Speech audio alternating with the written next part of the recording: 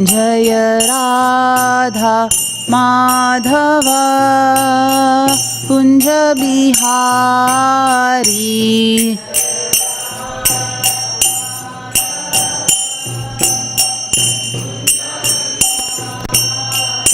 जय गोपी जन वल्लभा जय गिरिवर धारी जय गिरिवर धारी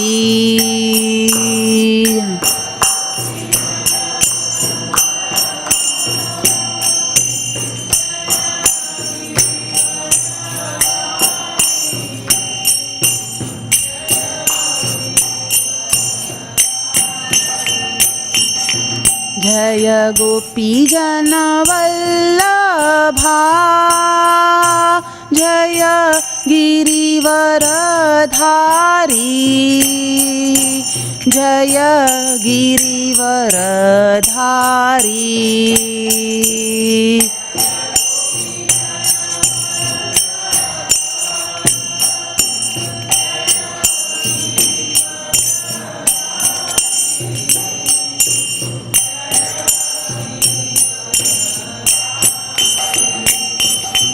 जय यशोदानन्दना जय व्रजजनरञ्जना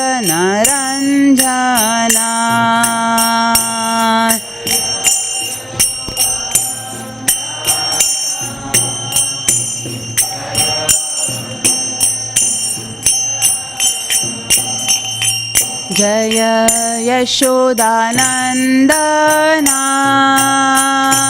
जय व्रजजनरञ्जना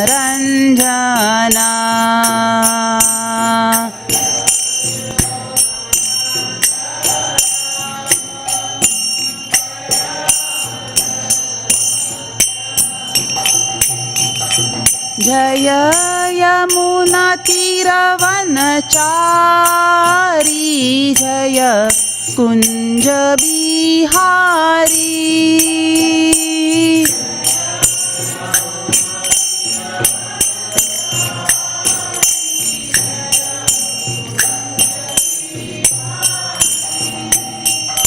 जय यमुना तीरवनचारी जय कुंज बिहारी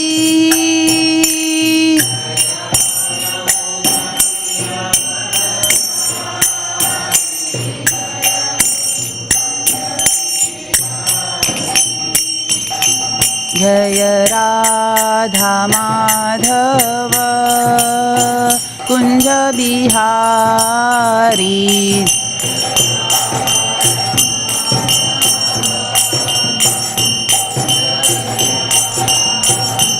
जय राधा माधव कुंज बिहारी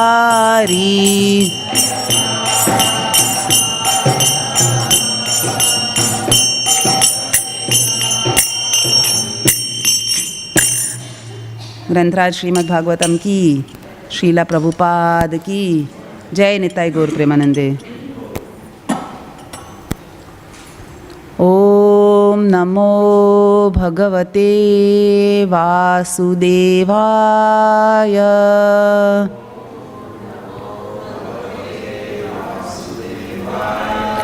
ओम नमो भगवते वासुदेवाय।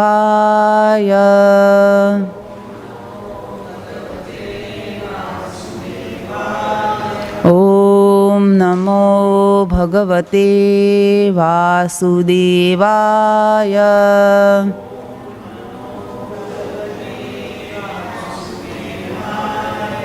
Hare Krishna. Today we are reading from Canto 7, Chapter 14. Chapter 14 is entitled Ideal Grahastha Life or Ideal Family Life. Today we are on text 39. Thank you, Prabhuji.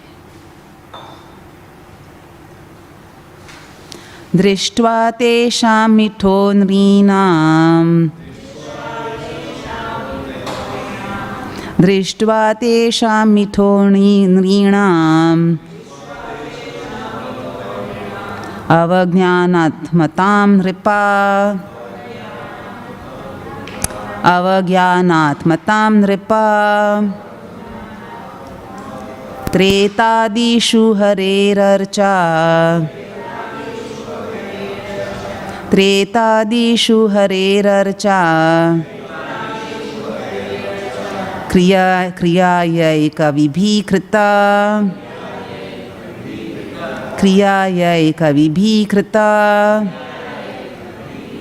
drishtva tesham mito nrinam, avajnanatmatam nripa, tretadishu harerarcha, kriyayaika vibhikrita, drishtva tesham mito nrinam,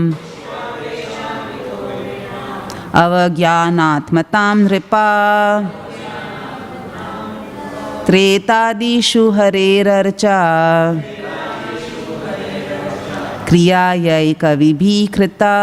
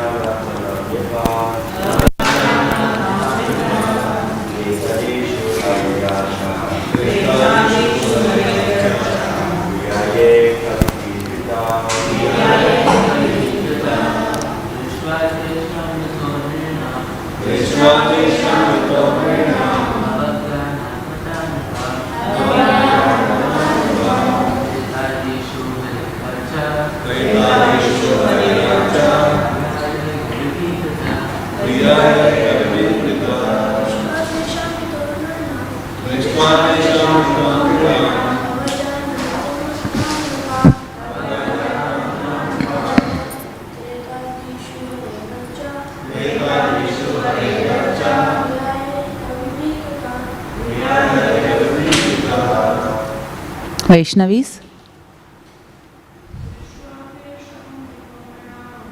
drishtva tesham mito nrinam, avajnanatmatam nripa, tretadishu harerarcha, kriyayaika vibhikrita, drishtva tesham mito nrinam,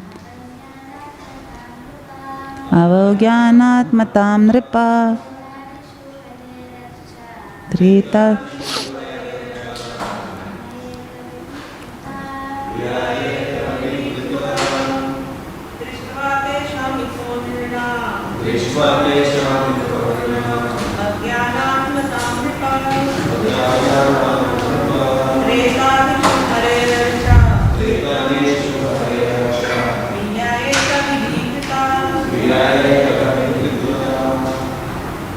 Word to word translation. Drishtva, after practically seeing. Tesham, among the Brahmanas and Vaishnavas. Mita, mutually. Nrinam, of human society. Avajnana atmatam, the mutually disrespectful behavior. Nripa, O king. Treta adishu, beginning from Treta Yuga. Hare, of the Supreme Personality of Godhead. Archa, the deity worship in the temple. Kriyayai, for the purpose of introducing the method of worship. Kavibhi, by learned persons. Krita, has been done. Translation and purport by His Divine Grace A.C. Bhaktivedanta Swami Srila Prabhupada. Translation. My dear King, when great sages and saintly persons saw mutually disrespectful dealings at the beginning of Treta Yuga, deity worship in the temple was introduced with all paraphernalia. Purport. As stated in Śrīmad Bhāgavatam 12.3.52, Kritayedhayato Vishnum Tretayam Yajato Makhe Dwapare Paricharyayam Kalo Tad Hari Kirtanat. Whatever result one obtained in Satya Yuga by meditating on Vishnu, in Treta Yuga by performing sacrifices, and in Dwapar Yuga by serving the Lord's lotus feet, one can also obtain in Kali Yuga by chanting the Hare Krishna Mahamantra. In Satya Yuga, every person was spiritually advanced and there was no envy between great personalities. Gradually, however, because of material contamination and with the advance of ages, disrespectful dealings appeared even among Brahmanas and Vaishnavas. Actually, an advanced Vaishnava is to be respected more than Vishnu. As stated in the Padma Puran, Aradhananam Sarvesham Vishnur Aradhanam Param, of all kinds of worship, worship of Lord Vishnu is the best. Tasmat Parataram Devim Tadiyanam Samarchanam. And recommended more than the worship of Vishnu is the worship of the Vaishnava. Formerly, all activities were performed in connection with Vishnu. But after Satya Yuga, there were symptoms of disrespectful dealings amongst Vaishnavas. Srila Bhaktivedanta Thakur has said that a Vaishnava is he who has helped others become Vaishnavas. An example of one who has converted many others into Vaishnavas is Narada Muni. A powerful Vaishnava who has converted others into Vaishnavas is to be worshipped. But because of material contamination, sometimes such an exalted Vaishnava is disrespected by other minor Vaishnavas. When great saintly persons saw this contamination, they introduced worship of the deity in the temple. This began in Treta Yuga and was especially prominent in Dwapar Yuga. Dwapare Paricharyayan. But in Kali Yuga, worship of the deity is being neglected. Therefore, chanting of the Hare Krishna Mahamantra is more powerful than deity worship.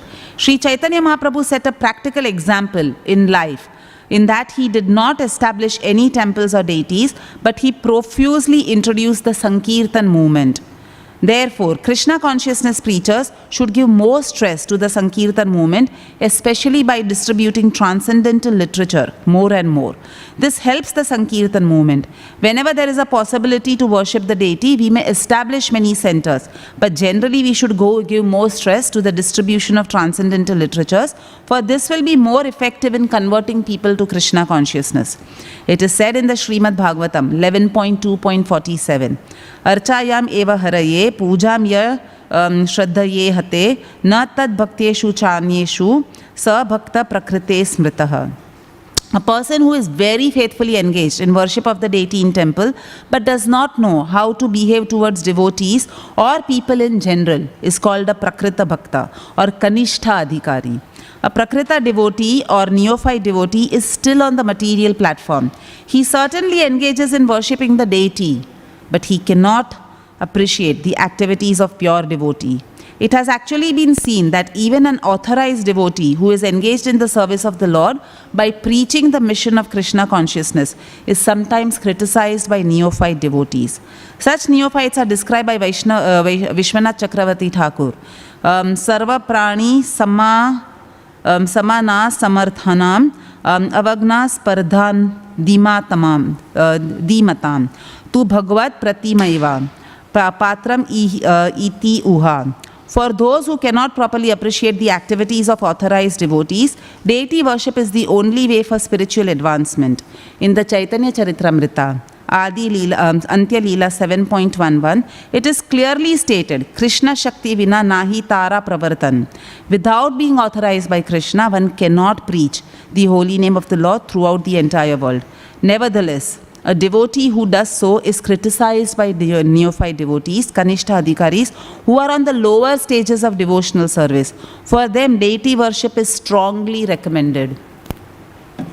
Om Jnana Tirandhasya Jnananjana Shalakaya Chakshurun Militam Yena Tasmai Shri Gurave Namaha Shri Chaitanya Manobhishtam Sthapitam Yena Bhutale Swayam Rupa Kadamayyam Dadati Swapadantikam Mukam Karoti Vachalam Pangum Langayate Girim Yat Kripatamaham Vande Shri Guru Dinatarinam Vancha kalpa tarubhyascha kripa sindhubhya cha patitanam pavanebhyo Vaishnavebhyo namo namaha.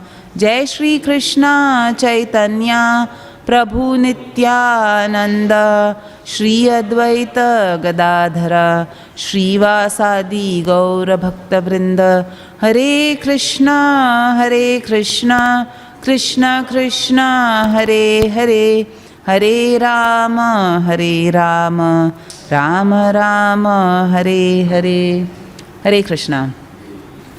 So we are continuing the discussion on ideal Grahastha life.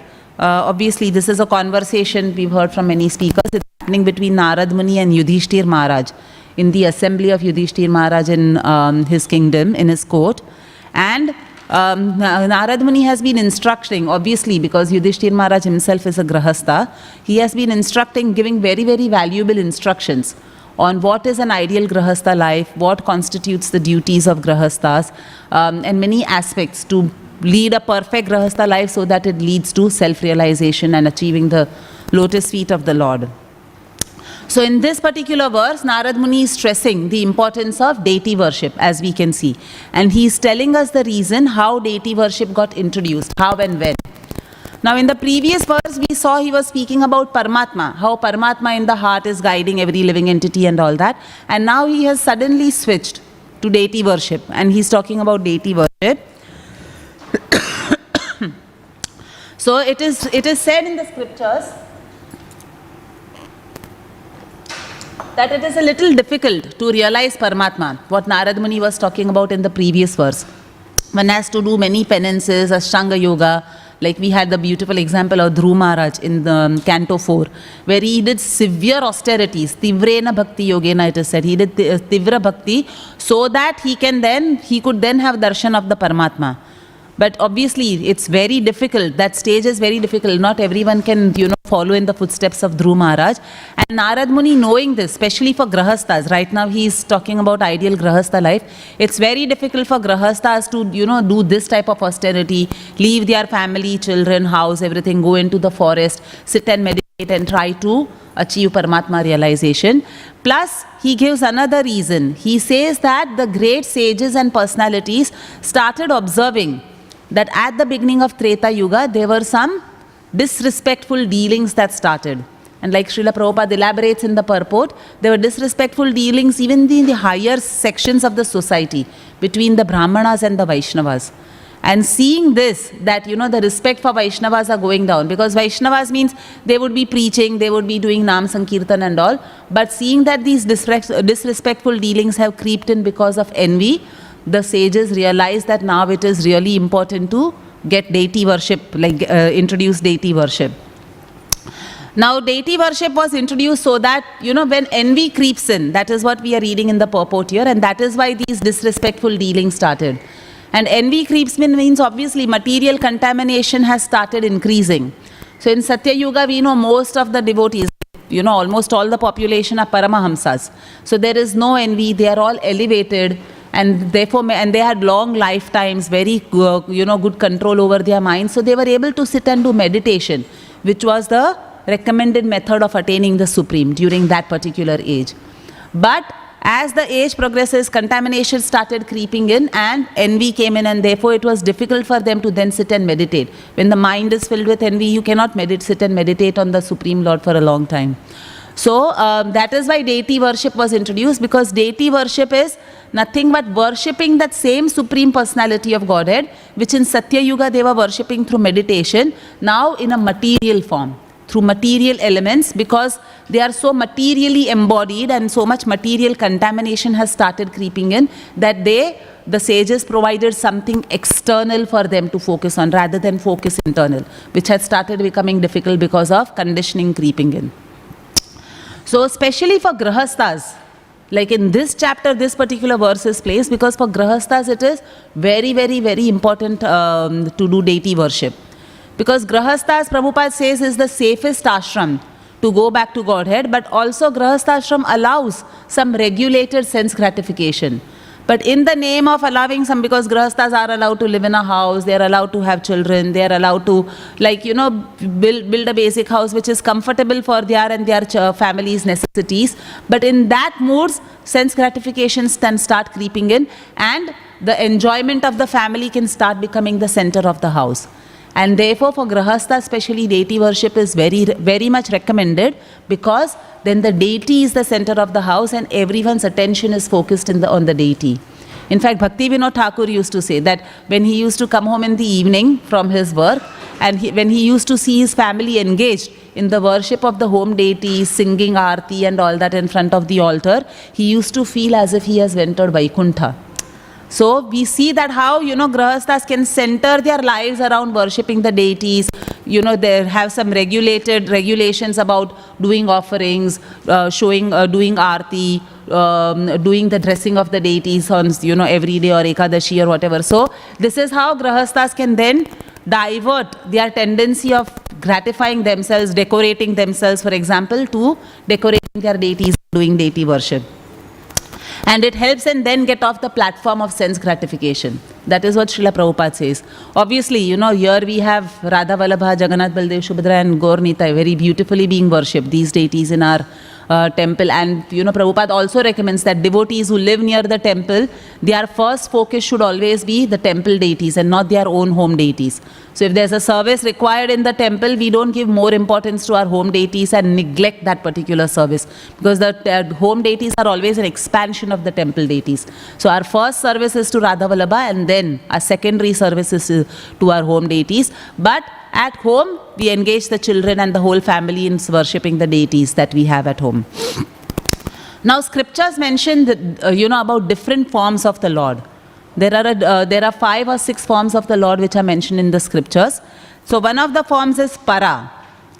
Para means the Lord who is in the spiritual world, which is Lord Krishna, Narayan, Lord Vishnu, Lord Ram. So these forms which are in the spiritual world are called as Para. Then we have Vyuha. So Vyuha is the second form of the Lord which is mentioned in the scriptures. And Vyuha includes Chatur Vyuha, which is Vasudeva, Anirudh, Sankarshan, Pradyumna. And it also includes the secondary Chatur Vyuha, which is Keshava, Madhava. You know how there are different planets with each presiding deity called Keshava, Madhava, Govinda. All these are the secondary Chatur Vyuhas. Then the third form of the deities, the form of the Lord mentioned in the scriptures is Vibhava. So Vibhava is nothing but Lila avatars. So the Lord very mercifully incarnates in different forms, and even different subspecies than human form of life, just to attract people back to the spiritual world.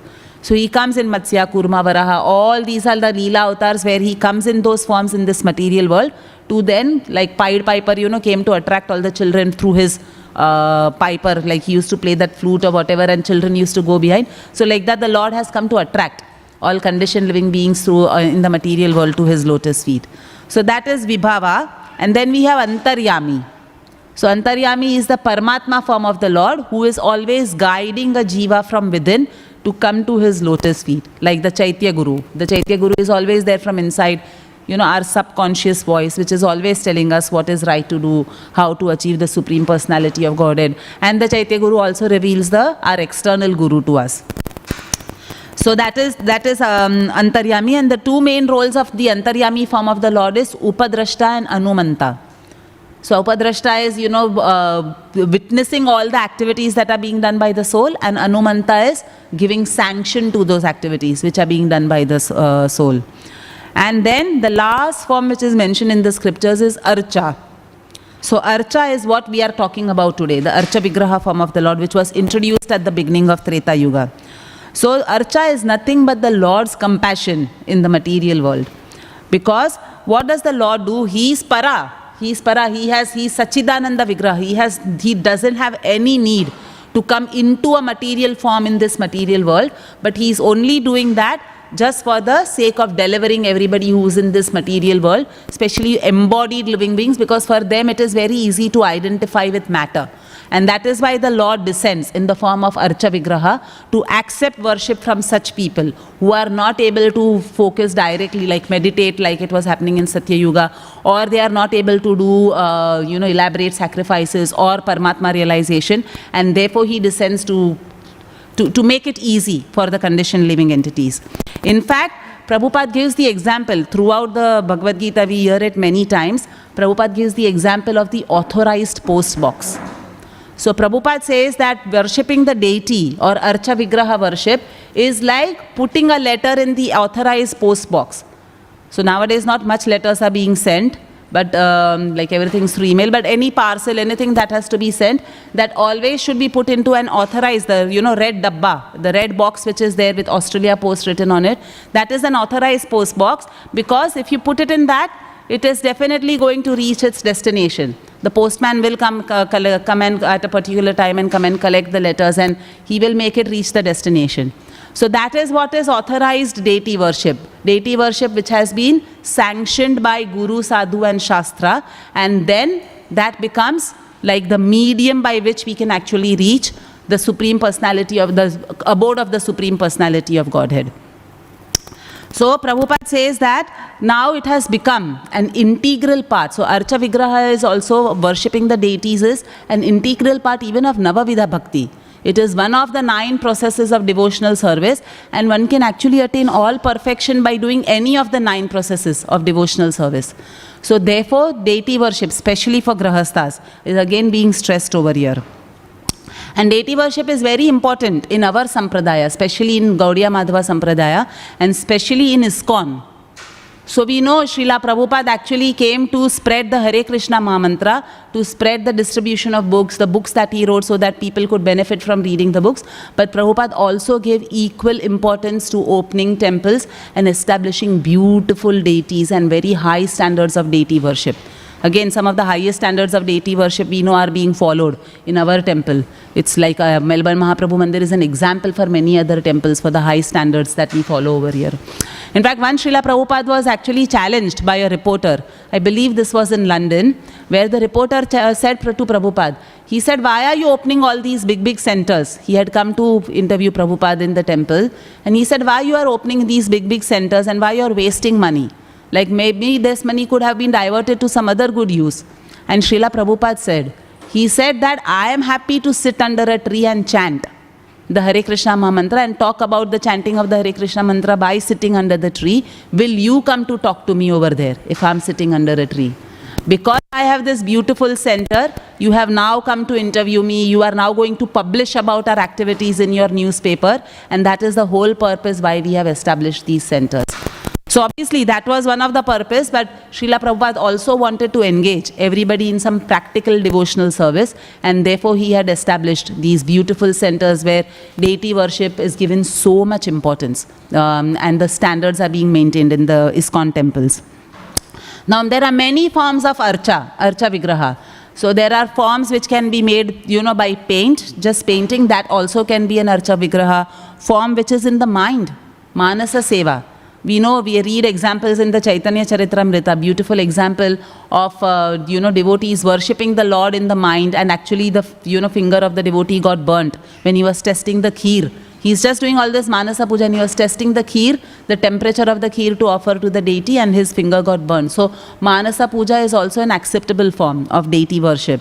Also sometimes, people draw on sand. Like especially we've seen in Jagannath Puri, like, in India and many places, they draw a form of the Lord on the sand. And that is also a form of the Lord, an Archa Vigraha form of the Lord. Or deities are made of wood, like especially Jagannath, as we say, is made of wood. Deities can be made from jewels. Deities can be made from metal, like our Gaur-Nitai. Deities can be made from stone or marble, like our Radha Vallabha. So like that, all these different forms of Archas are acceptable. Now, all great acharyas have emphasized the importance of deity worship. If we see whichever, in different sampradayas also, all the great acharyas who came, they have given lots of importance to deity worship. For example, we see Ramanujacharya. So, Ramanujacharya was always focused, like his focus was Tirupati Balaji or Sri Rangam. He was very, very strict about the standards that should be maintained over there. And why do Acharyas do that? So Acharyas do that so that everyone can come together at a central place. They can all have a central focus where they are together praying, worshipping, begging the Lord to grant any wishes, any spiritual desires, or even remembering the Lord, giving our love to the Lord. So that is why these Acharyas wanted that there should be some center where everyone comes together to do all these activities to the central focus, which is the deity.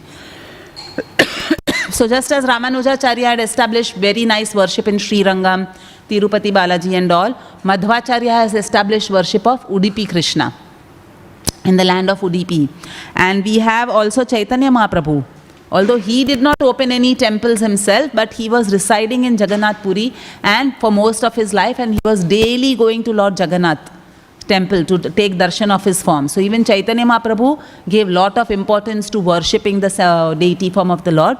He also instructed all the Goswamis to go and open temples, to discover the pastime places of Krishna and to open temples in Vrindavan.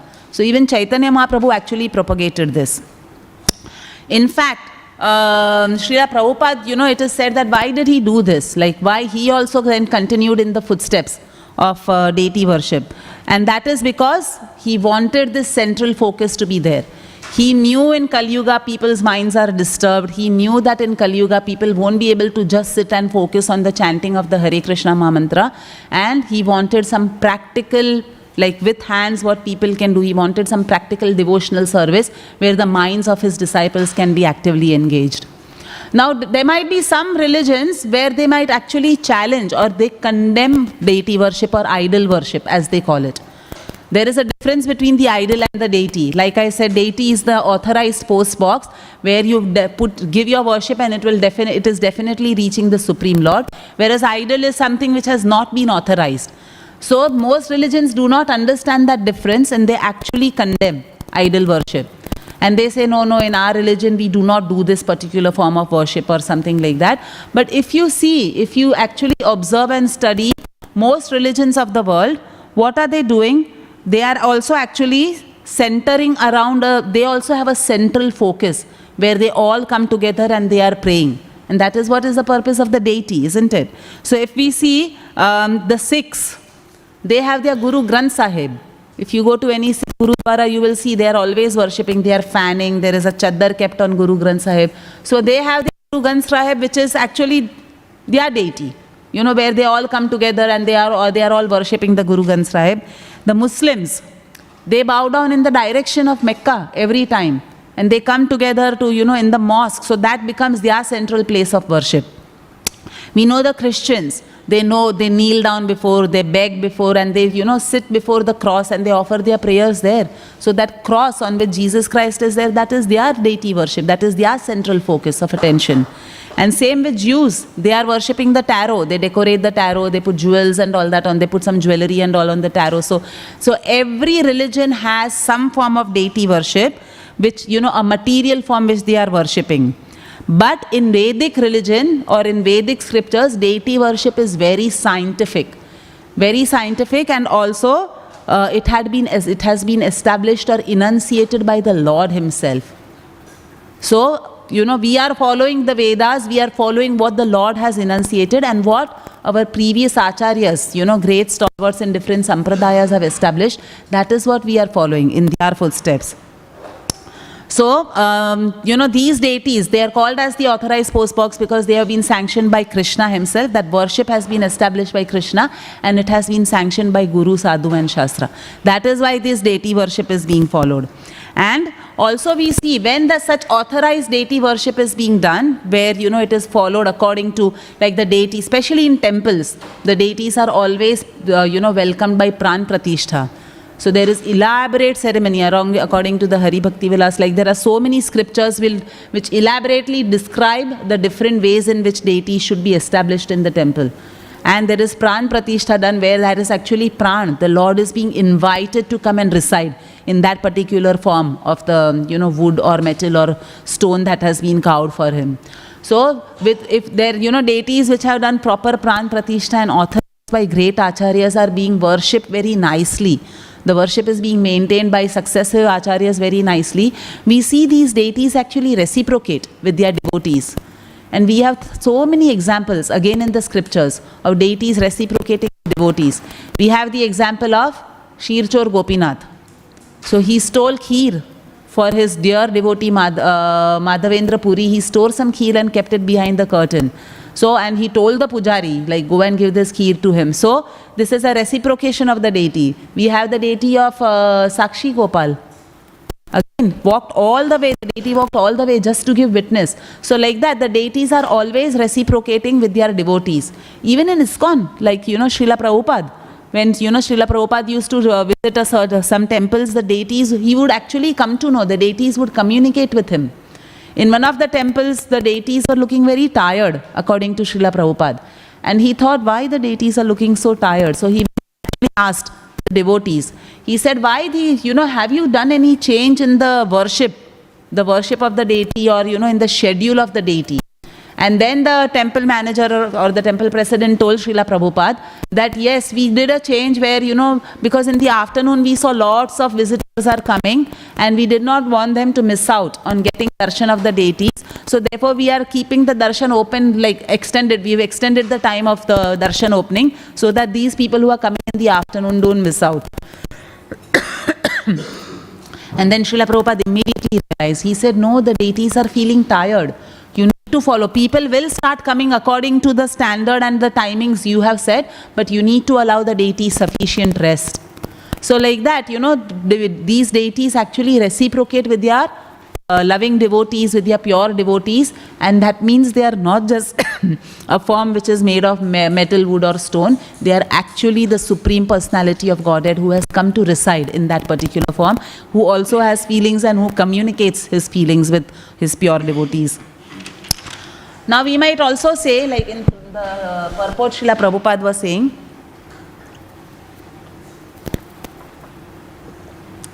that if why deity worship in Kali Yuga, because the Yuga Dharma in Kali Yuga is Hare Nama, Hare Nama, Hare Nama Eva Kevalam. It is the chanting of the Hare Krishna Mahamantra. The holy names of the Lord is the only way of deliverance. Then why in Kali Yuga also so much deity worship has been established, even in ISKCON by Srila Prabhupada? So that question might sometimes come to our mind. Now we know, like the example I gave of Prabhupada talking to the reporter, that to chant, you do not need to depend on any external material facilities. Prabhupada said, I can sit under a tree and chant, but will you come to me?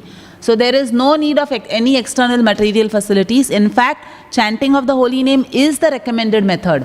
In fact, we have the very good example of Srila Prabhupada. When his own initiation was happening, there was one devotee, I think Akinchana Das Babaji Maharaj, who was chanting. Continuously he was chanting loudly, and one of the pujaris who was doing the yajna actually asked him to quieten down a little bit, because obviously he was chanting a bit loudly. And then Srila Prabhupada, turned around and did ishara. Ishara means like he gave him a sign that no, you continue chanting. So Prabhupada knew that, chanting is much more important than any other process, like this yajna, the Vedic mantras and all. Chanting is much more important and purifying. We know during the Krishna Balaram temple installation as well. Like he did call all the Smartha Brahmanas of Vrindavan to install the deities, but then he said, now let's do Kirtan. And now let the real installation begin. So we know that Prabhupada also stressed, like obviously chanting of the Hare Krishna Mahamantra, he gave more importance to that. But we see that in Kali Yuga still there is deity worship happening. So how do we understand this? So Prabhupada again, we know that Kali Yuga, everybody's minds are disturbed. Everybody's short-lived, everybody's minds are disturbed. And on top of that, everybody is very quarrelsome. It's an age of quarrel and hypocrisy. So people don't have enough balam, not enough physical strength, not even enough mental strength. And they're always, we see so many, like, in offices if you see, so many people talk about, I'm seeing a therapist, or, I'm feeling depressed, I'm very stressed, I have anxiety. And the, HR of the company has to really take care of these people who are talking like that, because you have to then look after their well-being and all that. So we see so much people's minds are disturbed nowadays in Kali Yuga. Even the facilities are increasing more and more, technology is increasing more and more. If you see, according to Kali Yuga standards, the modern facilities have increased. They're just increasing day by day.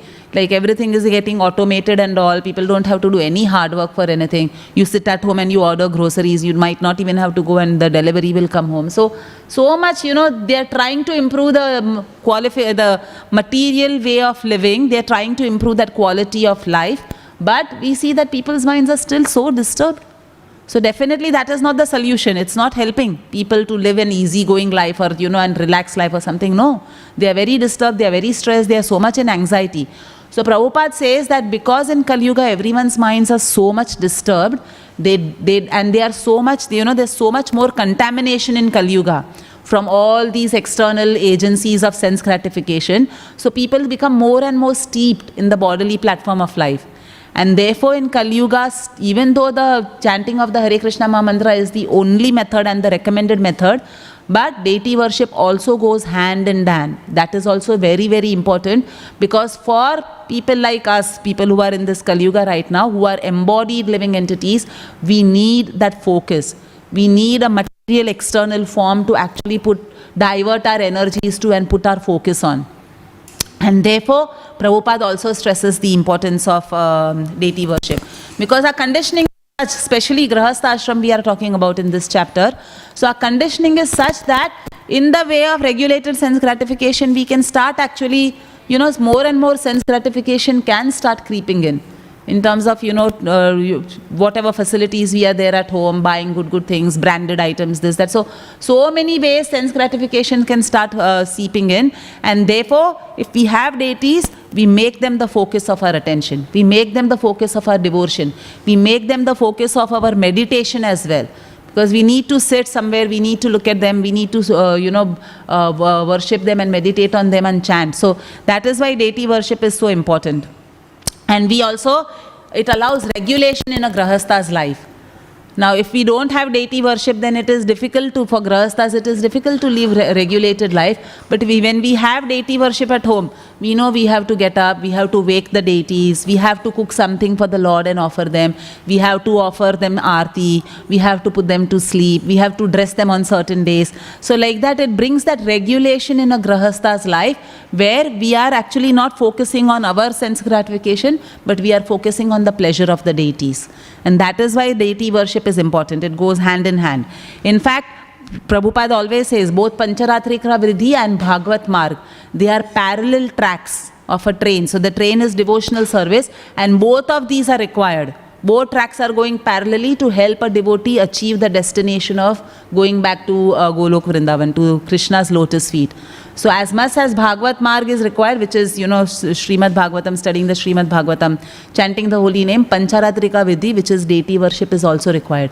They both go hand in hand. And therefore, even though it's Kali Yuga and, recommended method is chanting, we still give importance to worshipping the deities. That's why we have such beautiful standards here, and in our homes as well. We worship the deities who are the expansions of Radha Vallabha from our temple.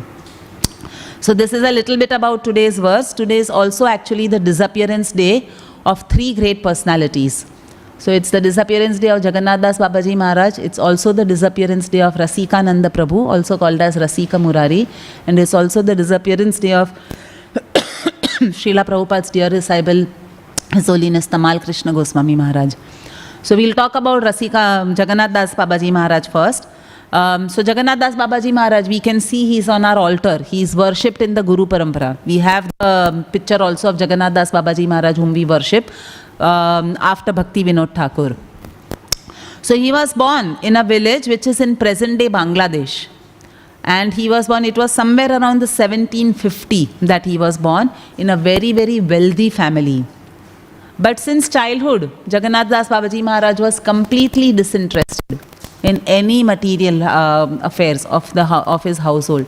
He was absolutely just absorbed in worshipping Krishna and chanting his holy names and worshipping Gaur Nitai.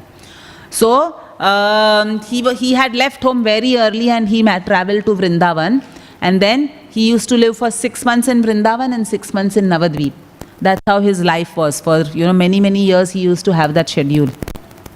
He was initiated by Jagadananda Goswami. Jagadananda Goswami is the Goswami who has come in the line of Baldev Vidyabhushan.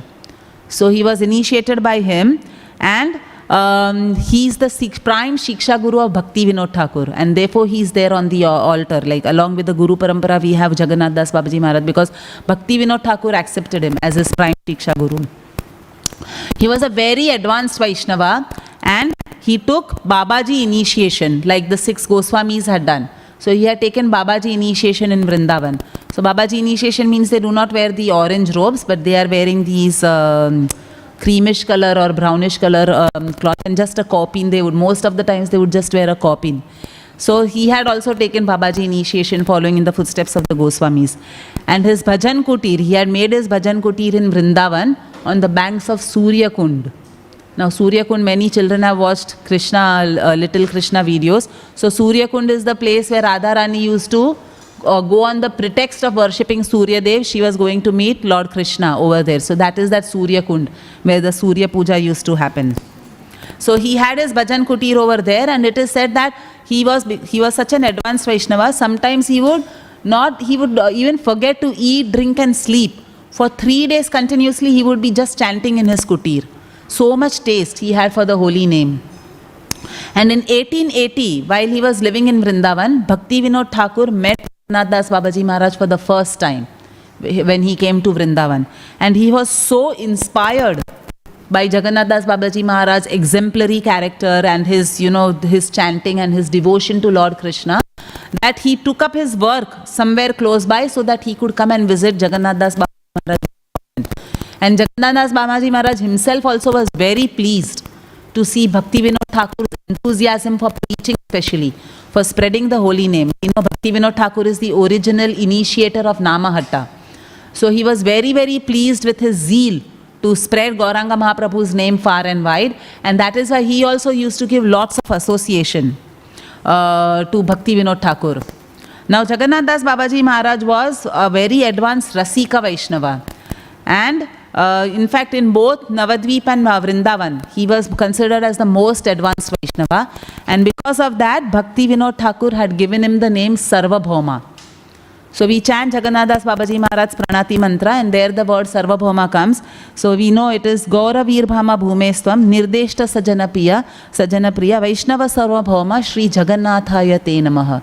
So this Sarvabhauma word which is there in his Pranati Mantra, that was actually, the title was bestowed on him by Bhakti Vinod Thakur. So he started living 6 months Vrindavan, 6 months in Navadvip, and when he had come to Navadvip, he actually met Bhakti Siddhanta Saraswati Thakur for the first time. And Bhakti Siddhanta Saraswati Thakur was very young when Jagannath Das Babaji Maharaj met him. And we know Bhakti Siddhanta Saraswati Thakur's greatness.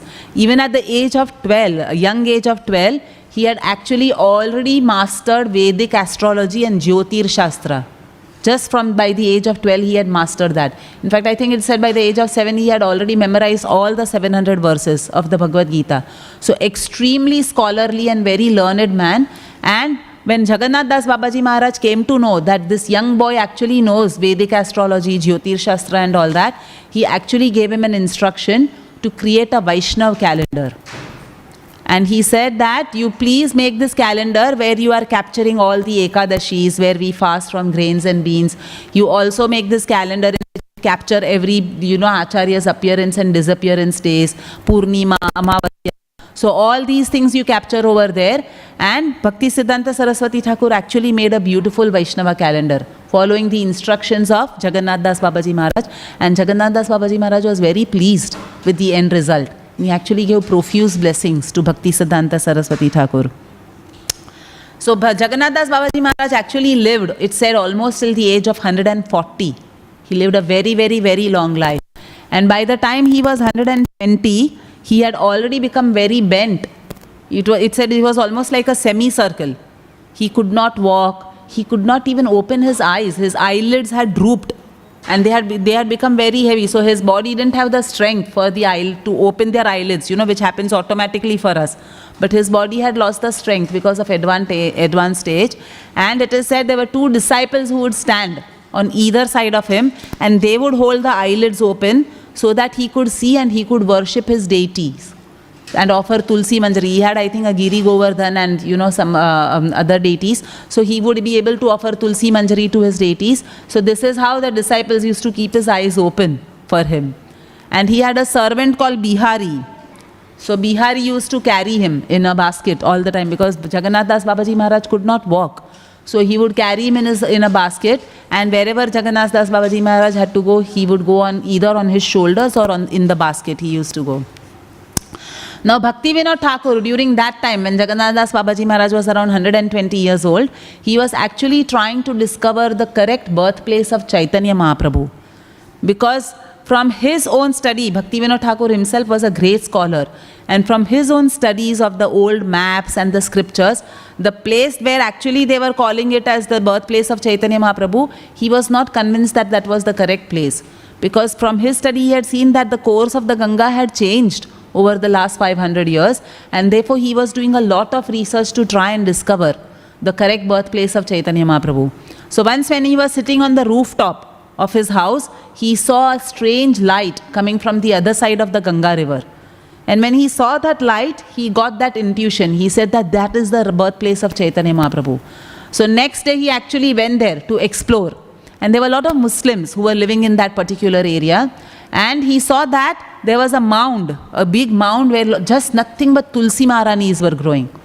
And then when he inquired with some of the Muslims, they said that, oh, we all stay away from there because there are strange sounds and lights coming from that particular place.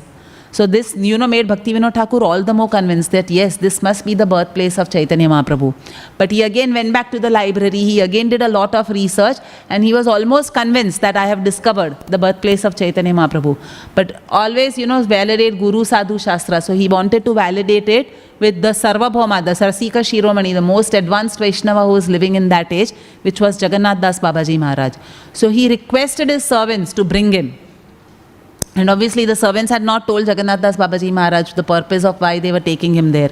So Bihari was carrying him on his head and in the basket, and when they arrived at that particular spot which Bhaktivedanta Thakur wanted to show Jagannath Das Babaji Maharaj, Jagannath Das Babaji Maharaj immediately leapt out of the basket. He jumped 4 feet high, he leapt out and he started dancing with arms raised in the air and jumping. A person who couldn't walk and who was bent like a semicircle, he started jumping and dancing, and he loudly started chanting the Lord Gauranga's holy names. And the ecstasy that he was experiencing actually made Bhaktivedanta Thakur convinced that yes, I have discovered the correct birthplace of Chaitanya Mahaprabhu, which was corroborated by Jagannath Das Babaji Maharaj. So Jagannath Das Babaji Maharaj is known for helping us discover, you know, this Yoga Peeth, where nowadays, you know, everybody, all of us go to take darshan when we go to Mayapur. And later on, Bhakti Siddhanta Saraswati Thakur actually has built the Gaudiya Math there. So we take darshan of his deities over there. Now Jagannath Das Babaji Maharaj was always eager to serve Vaishnavas. Very, very eager, and he realized the importance of Vaishnavas and how they are more important than actually even the deities.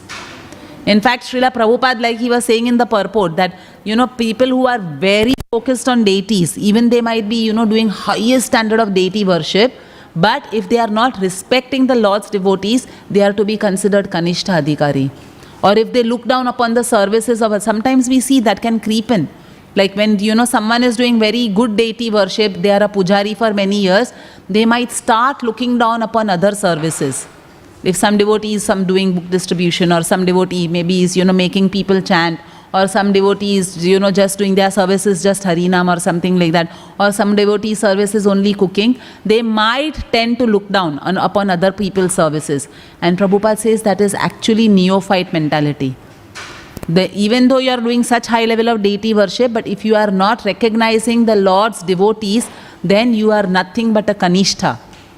Because Prabhupada quotes also Lord Shiva in the Padma Puran in this purport, which we just read, where Prabhupada says that Lord Shiva has said that obviously most important is Vishnu worship, but more important than Vishnu worship is Taddiyanam Samarcharam, all the paraphernalia and people associated with Vishnu. So more important than Vishnu worship is actually worshipping the devotees and honoring the devotees of Lord Vishnu. And that is what Jagannath Das Babaji Maharaj completely had imbibed in his heart. So he knew the importance of Vaishnavas, he knew the honor that he has to give Vaishnavas. And once he saw there was, like every day he used to observe, there was a sweeper who used to sweep near that Surya Kund where his bhajan kutir was there. And he saw and he knew that, he knew the importance of the dust of Vrindavan, and he was thinking the sweeper is the most exalted Vaishnava because he's dusting and so much dust of all the devotees is going on him. So one day when the sweeper was eating his lunch, Jagannath Das Babaji Maharaj went and actually took a roti from him and ate. And all the other Goswamis or Babajis who were there in Vrindavan at that time, they all became very upset. So they went and met, they did a meeting and they went and met because they all used to follow caste. Oh, he was a Shudra, the sweeper, like that. So they became upset that such an exalted Babaji like Jagannath Das Babaji Maharaj has accepted roti from a low-class, low-born Shudra. So they went to him and they said that, Babaji Maharaj, we have utmost respect for you. We honor you as, Rasika Shiromani, you are the highest, Vaishnava. But why did you then accept this roti from this, low-born person? And then Jagannath Das Babaji Maharaj challenged them back. He said that all of you know the importance of the dust of Vrindavan. You all are never denying that. All of us also like to roll in the dust of Vrindavan because Krishna has walked on that surface. All the gopis had walked on that surface. All the Vaishnavas are walking on that surface. And this sweeper, he's day in, day out sweeping the streets and all that dust is going on him. How much he must be getting purified with all that dust.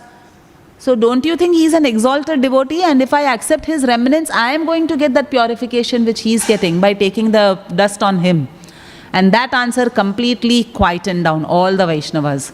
So this is how Jagannath Das Babaji Maharaj knew how to give importance and honor to the Vaishnavas, especially the residents of the Holy Dham. In fact, once, like when he was very old, there were lots of people who used to come and give donations to Jagannath Das Babaji, to his servant especially, for Jagannath Das Babaji when he couldn't walk. So they would come and give donations. So once Jagannath Das Babaji Maharaj asked his servant Bihari, he said that, can you bring all that money which has been collected, which people have donated. So Bihari, he was a very, very good, very good servant of his spiritual master. So he kept 12 rupees aside. And there were total 200 rupees, out of which he kept 12 rupees aside, and he gave the remaining money to Jagannath Das Babaji Maharaj. And he kept that 12 rupees aside because he wanted to save it for future use of Maharaj only, so that, he can serve Maharaj in some way. But Jagannath Das Babaji Maharaj, although he had almost become blind in that old age, he asked Bihari, he said that, where is that 12 rupees? Why have you kept it? You bring it here with that 12 rupees also. So then Bihari smiled. He knew he can't hide anything from his spiritual master, and he went and gave the remaining 12 rupees also to Jagannath Das Babaji Maharaj. And then Maharaj instructed him. He said, go and buy rasgullas. 200 rupees in early 1800s and all is a very, very huge amount. So he said, now you go and buy rasgullas with this money, and I want to feed all the cows and dogs of the Holy Dham. So by Bihari, and that is why Bihari was saving 12 rupees, because he knew Jagannath Das Babaji Maharaj will do something like that. So he he brought so many rasgullas, and Jagannath Das Babaji Maharaj just fed all the Vaishnavas, all the cows and all the dogs of Vrindavan. Nice, they got rasgulla feast on that day. And once, where Jagannath Das Babaji Maharaj's kutir was there, he had actually, a dog had given birth to some puppies. And she had given birth to exactly 12 puppies. And these puppies sometimes would come and eat from Jagannath Das Babaji Maharaj's plate.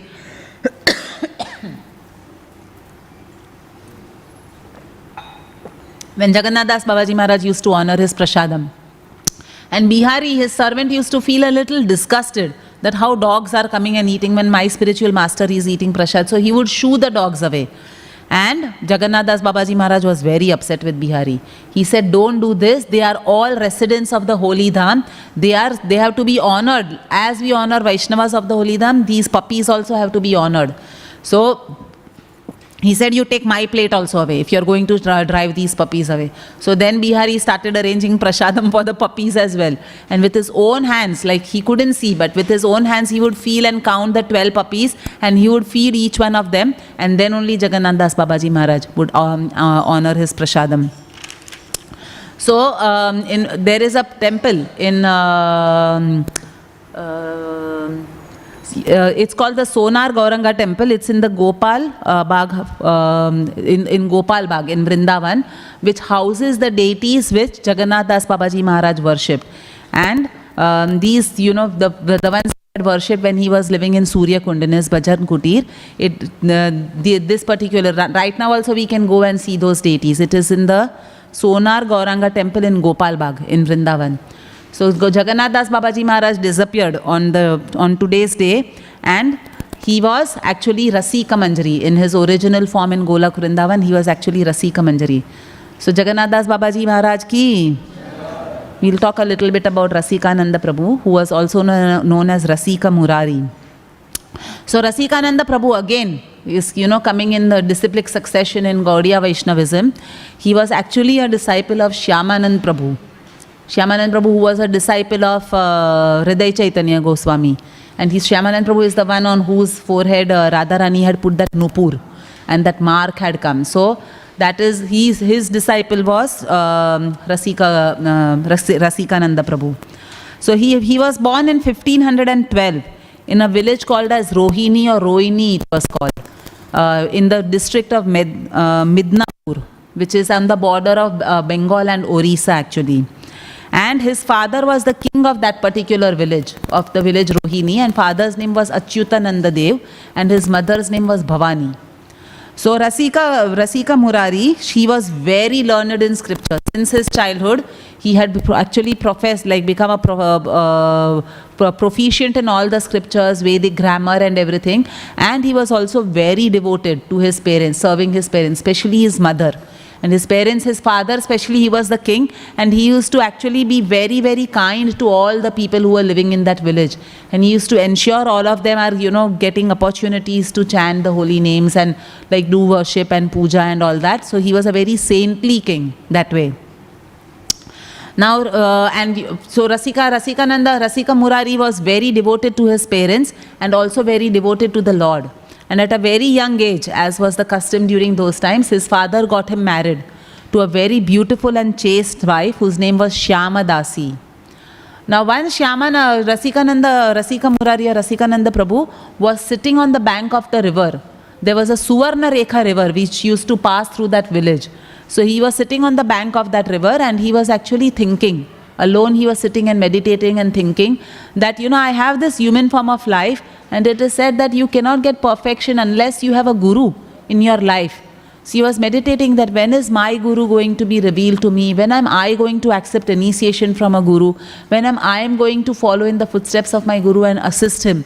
And I will have some instructions from him. So like that he was deeply meditating with tears were flowing down from his eyes. And looking at his restlessness, there was a voice which came from the sky. That, "Oh Rasika Murari, don't be in anxiety. Very soon you are going to become a disciple of Sri Shyamananda Prabhu." Now hearing this message, Rasikananda became very, very ecstatic.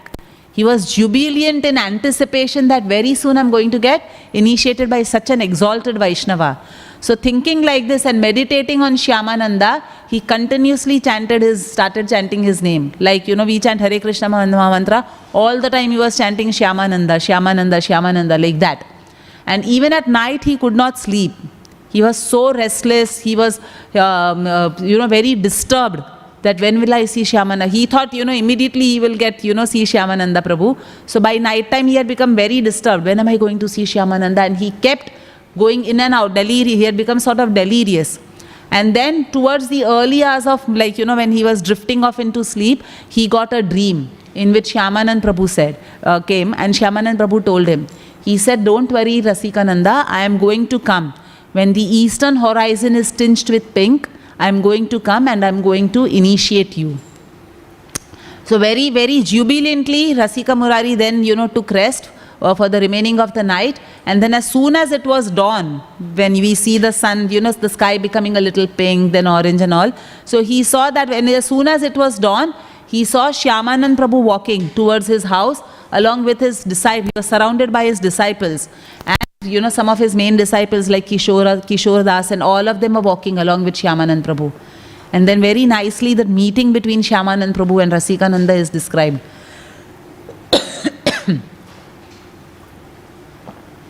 how the eternal Guru and Shishya embraced each other, how they bathed each other with tears of separation, how Rasikananda immediately fell down at the lotus feet of Shyamananda Prabhu because he had ultimately realized and discovered who his Guru is going to be, and he was going to get shelter from this exalted Guru.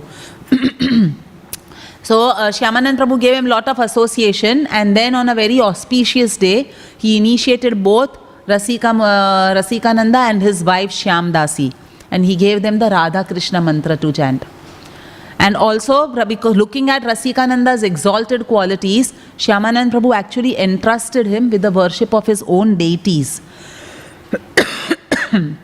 So that was the first service he gave him, to instruct, to worship his own deities, which was Radha Govinda Dev.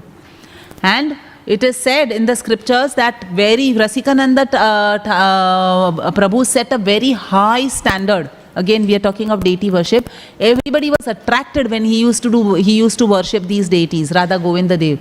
Very intricately he would bathe them. Very nicely he would offer tulsi manjaris and flowers. Very beautifully he would bathe them. So very, very nicely he was absorbed in worshipping these deities. And for many years he kept doing that.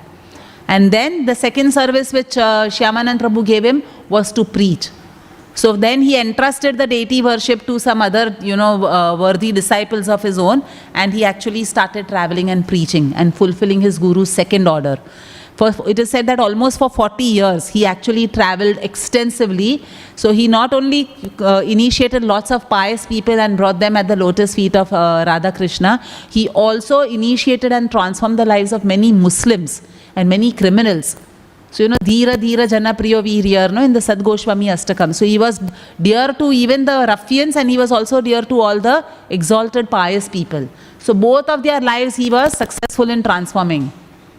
Once a Muslim got very envious of him, and he actually sent a wild elephant to attack Rasikananda Prabhu so that he dies, because he was so envious of him that this person is making everybody into a devotee and all.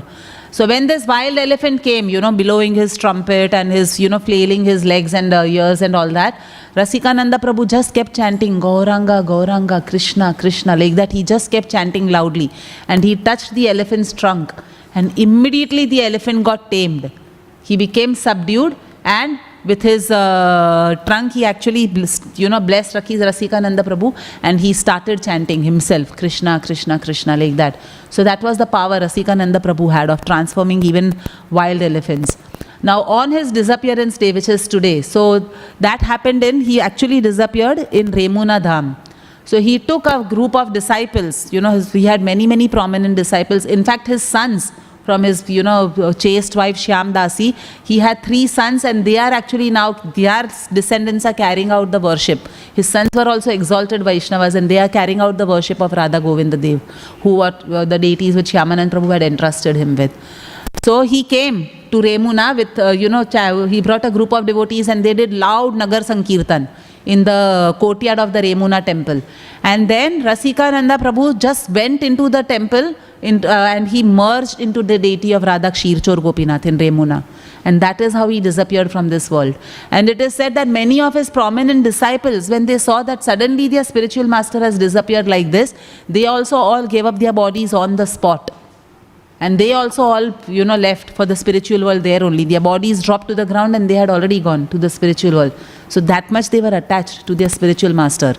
And now also, like I read, I've never been to Yamuna Dham, but I was reading for this lecture, and it is said that now also there are 12 samadhis in the courtyard of the temple of Yamuna Dham, where all these personalities who left along with Rasikananda Prabhu, or his, samadhi is there, and all the other personalities samadhi is there. So that is about his disappearance, and we'll talk for 2-3 minutes about Tamal Krishna Maharaj, whose disappearance day is also today. So 22 years ago, Tamal Krishna Maharaj disappeared on this most auspicious day when Jagannatha Babaji Maharaj and Rasikananda Prabhu also disappeared. So I was listening to a class, and in that class one of Srila Prabhupada's disciples who had association of Tamal Krishna Maharaj, when Srila Prabhupada was alive, he was actually mentioning. So one or two examples which inspired me about Tamal Krishna Maharaj's life. Obviously, we know Tamal Krishna Maharaj was one of the most trusted and stalwart disciples of Srila Prabhupada. He has done so much work for Srila Prabhupada, and some work which nobody else could even think of accomplishing. very difficult projects and tasks he was actually accomplishing for Srila Prabhupada. And Srila Prabhupada knew he could trust Tamal Krishna Maharaj with that. So, you know, obtaining the land of Vrindavan, you know, establishing the Radha Damodar temple, the traveling, you know, bus party of Radha Damodar temple, going to China and preaching. So many difficult tasks and preaching missions Tamal Krishna Maharaj has actually done for Srila Prabhupada. So this disciple was describing that, you know, this pastime was in Juhu. So it was 1977, Srila Prabhupada was actually then traveling to Vrindavan from Juhu. And we know he left his body in Vrindavan. So this was somewhere around May or something like that. And Prabhupada was in his quarters in the Juhu temple in Mumbai. And Srila Prabhupada was lying down and he wanted to know the arrangements of, you know, what arrangements have been made to take him to Vrindavan. Obviously, again, he would just rely on Tamal Krishna Maharaj for all this. So this particular disciple of Srila Prabhupada was actually, you know, standing there and fanning Prabhupada. And he said, call, very softly, he said, call Tamal Krishna Maharaj. So this disciple went and then called Tamal Krishna Maharaj and came. And he saw that as soon as Tamal Krishna Maharaj came in, he first offered full prostrated obeisances. Then he got up and he asked Srila Prabhupada. And Srila Prabhupada asked him that, you know, what is the arrangement? Because, you know, one had to go very close to his Srila Prabhupada's mouth to hear what he was saying. So Prabhupada asked him something and he went to check, like, okay, what are the arrangements which are being made for Srila Prabhupada's traveling to Vrindavan? So he went, he had just gone out for 2 minutes. He again came back in to give the message to Srila Prabhupada. Again he paid full prostrated obeisances, got up and then gave that message to Srila Prabhupada. And then looks like Srila Prabhupada asked him something further. So he again went out. And every time he was there only for 2 minutes with Srila Prabhupada. So before going out, he would pay obeisances and then go out, get that information which Prabhupada then wanted, again coming back in 2-3 minutes. Again he would pay obeisances, tell the message to Srila Prabhupada, again pay obeisances and go out. And this disciple was saying that this actually happened 4 or 5 times. And he was amazed because sometimes, you know, when you're going to come in out, but every time when he entered, he was paying full prostrated obeisances, and when he was leaving, he was paying full prostrated obeisances. And then this disciple asked Tamal Krishna Goswami Maharaj later on. He said that you are going out only for 2-3 minutes, then every time you are paying full prostrated obeisances. Like, I was really amazed to see this. And then Tamal Krishna Maharaj answered him. He said that actually Srila Prabhupada taught me this. He said that because I have, you know, moved with Srila Prabhupada very closely, obviously he was his personal secretary and doing many other services for Srila Prabhupada. Prabhupada had always warned that over familiarity can breed contempt.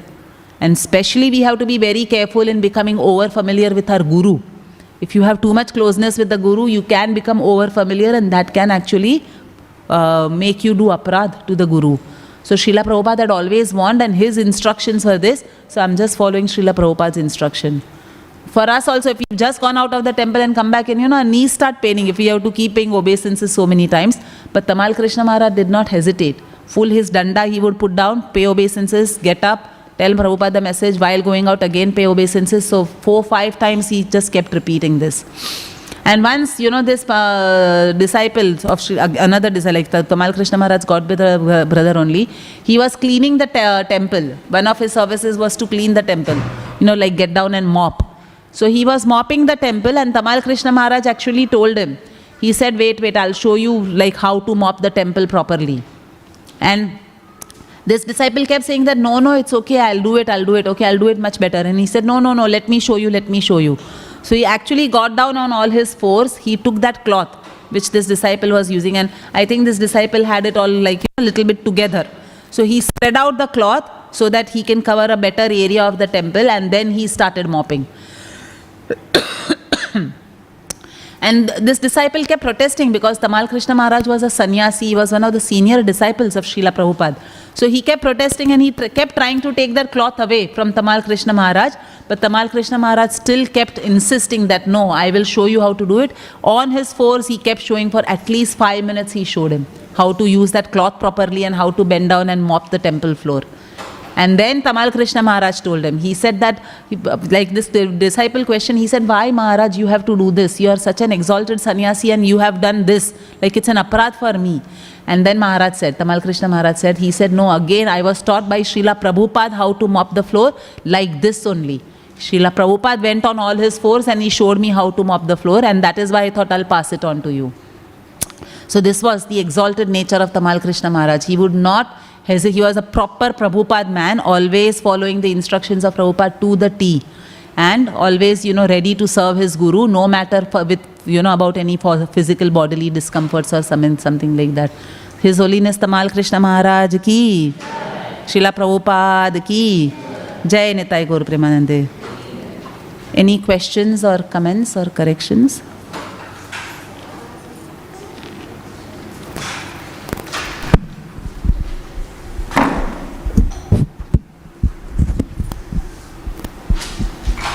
Hare Krishna Mataji, thank you for the nice class. Mataji, you mentioned how in this age it's very important for grihasthas to take up to deity worship, otherwise sense gratification becomes the center of the life. So Mataji, I would like to ask, sometimes in the home we see when we're doing deity worship, we're sometimes unclean and sometimes the house is not clean because of the children. Sometimes the house is not clean because of the children playing around. So will Krishna forgive those seva aparadhs because according to the circumstances we're trying to do the deity worship, or will that seva aparadh count in our aparadhs? Very nice questions. So Krishna, when deity worship is very important for grahasthas, Krishna has come to the house of a grahastha to accept worship as the grahastha can offer. So first of all, for grahasthas, like when you do home deity worship course with Narasimha Kavach Prabhu, who's the ISKCON minister for home deity worship, he always says that grahasthas should set standards of deity worship which they can then follow and sustain. So if you set very high standards and then you do for some time and then you are not able to follow that standard, that shouldn't happen.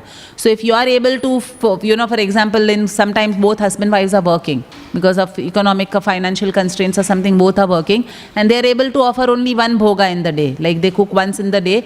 So he said that if you establish that worship, then you keep that. Like if you establish that I'm going to dress the deities, on Ekadashis only, then you maintain that worship. So in the same way, we maintain whatever worship we have to establish as, a family. We have to decide what we can sustain and we establish that service and then we try to maintain that. Now on the other hand, obviously Krishna is very merciful. That is why he descends in this deity form. So he definitely is there to accept that worship from grahasthas, and he does accept the worship, but we don't want to lower down the standards as well of our deity worship where, sometimes the house is not clean, but we are not touching the deities when we are unclean, or we are not trying to offer bhoga when we are unclean or something like that. So some, because again Narasimha Kavach Prabhu was saying that if you don't maintain some standard, then what is the difference between worshipping deity and worshipping picture? And if we know we are not going to be able to maintain those minimum standards at least, then we should just worship picture. Because like we said, picture is also like a deity only. So you can actually fully focus on a worship of picture. But if we have deities at home, then we should try to maintain a little bit more standard. But we do understand if there are very little children, they might sometimes accidentally go and touch, and we are trying to train them. But we don't want to be too strict with them, otherwise they will get repelled from deity worship. Obviously that, so many standards my mom or dad are putting on me. So we don't want to burn them out also, but at the same time we want to slowly train them to then, come to those standards. So we try as much as possible, and yes, Krishna has come in our house to accept worship, so he will accept whatever standard we offer to him then. Thank you, Mataji.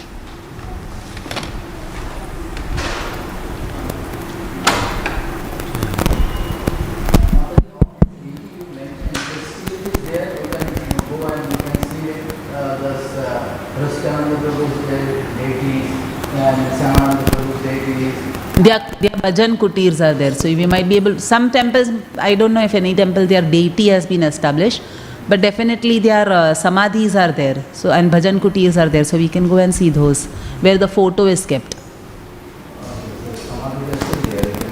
Yeah. The samadhi of Rasikananda Prabhu is there in the Yamuna temple courtyard. Jagannatha Babaji Maharaj samadhi is there in Navadvip on the banks of Ganga. So no, but Vrindavan, what you say is where the Babaji used to feed the puppies and this thing. It is still there in Vrindavan. I don't. So that used to happen in Surya Kund where his bhajan kutir was there. So we can see the bhajan kutir, but I don't think that exact spot where the puppies were fed, that was happening close to his kutir. So No, thank you, Mataji. Very nice class. Just a quick one. You mentioned about Ramanujacharya, that he was, doing deity worship in the Srirangam and He established deity worship. Established deity worship. So I have heard that he is incarnation of Lakshman or Balram, and he lived during like the 11th century. He was here on the planet. So 500 years ago, before Chaitanya Mahaprabhu. So my question is that whenever any expansion of Krishna comes, like he's the first in expansion, he usually accompanies his brother. Like, Chaitanya Mahaprabhu came, Nityananda Prabhu came before him. So was there any incarnation of Krishna also at that time? Maybe it's there in the scriptures, not that I'm aware of, Prabhuji. Okay. Ramanujacharya came with a specific purpose. He was like an Ansh of Lakshman, it is said. That's why his name was Rama Anuj. Yes. So he was an Ansh of Lakshman, and he came for a specific purpose of establishing the worship of Krishna. Correct. Who is his brother, like of Rama and Krishna, who is his brother. But I'm not aware of any incarnation of Krishna that came along with Ramanujacharya. Yeah. His specific purpose was to actually, establish Vishnu worship, and his specific purpose was to establish, because he had come to refute the Mayavadis, no? So his Advaita philosophy, so his specific purpose was that, refuting the Mayavadis and establishing Vishishta Advaita. Thank you. Thank you.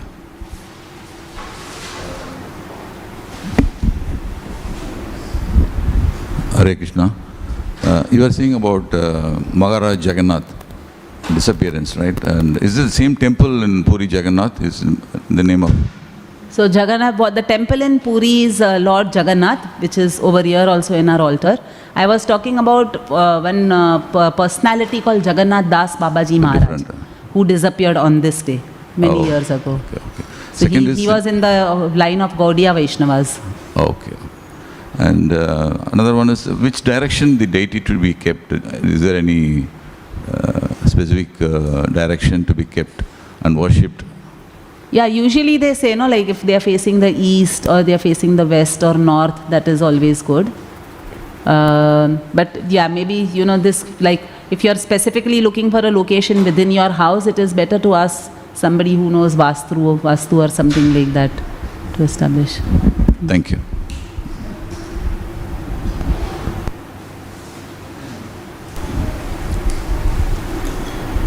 Hare Krishna Mataji, thank you for the wonderful class. I just had a question.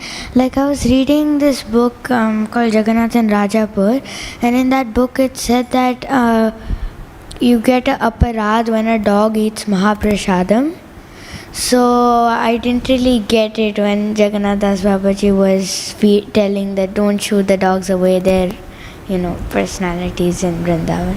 So I think that in the Jagannath Rajapur book, it is mentioned that when you are taking the bhoga to offer to the Lord, we have to cover and take, because creatures like dogs and all should not sight the bhoga, they should not look at the bhoga. But everyone's allowed to eat Mahaprasad. There is no aparad in giving a dog a Mahaprasad.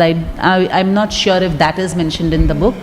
Because it said there was this devotee, and then he had prasadam from Balram Purnima, and then he slept and a dog came and ate the mahal from the garland. Yes. And then, so probably he forgot to honor the Mahaprasadam, and then the dog ate it. So then he gets the aparad of not honoring the Mahaprasadam. Like it's almost like Lord Indra got that garland from his guru and he just gave it to the elephant. So like that, if you don't honor something and then some other creature actually eats it or something, then you get the aparad. But if we know from Chaitanya Charitamrita, even Chaitanya Mahaprabhu delivered that little dog. He was giving, who was traveling with Shivanand Sen's party. And then Chaitanya Mahaprabhu was feeding him his own remnants of coconut pieces. He was feeding him Mahaprasadam. And the dog got delivered. So, yeah. Thank you, Mataji. Okay, we'll end the class here. Granthraj Śrīmad Bhāgavatam ki, Srila Prabhupada ki, Jai Nitai Gaur Premanande.